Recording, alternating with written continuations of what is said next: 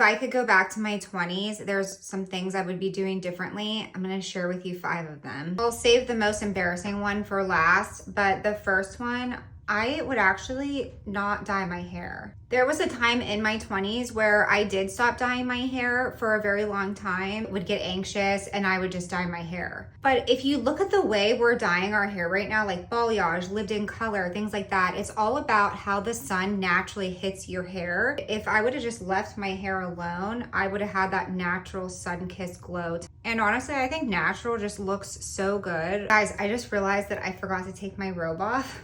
I did mean to put regular clothes on, but it doesn't matter. This next one is a little bit of a touchy subject. So I had breast implants. I had actually 2 sets of breast implants.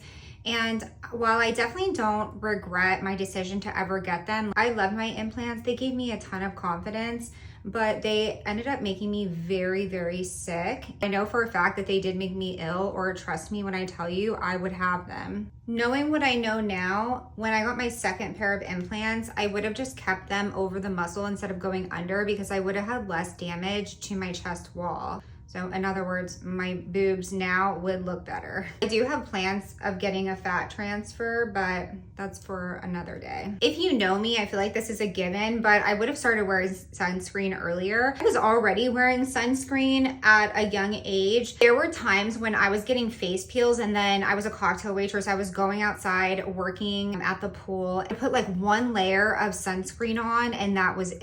And like, I didn't realize like, hey, you have to reapply, you have to put enough on to make it actually work, etc. On the flip side though, I had this really cute beauty mark right here, like Marilyn Monroe, and from using all of my actives for so long, it is faded to almost nothing. And I wish I would have avoided going over that with my actives because it was so cute. This last one is really embarrassing, but I wish I would have known about the book Easy Way to Quit Vaping earlier. Before that book, I would quit vaping whenever I got pregnant, and that was the only thing that kept me from not vaping. But then I would always start back up again after I quit breastfeeding. And I always had this thought that it was just something that I had to do. That book rewired my brain completely, and it really truly was so easy to quit vaping because of it. All right, guys, that's it for me. Please let me know one of your regrets because I'm really curious what yours are too, and I will see you in my next video.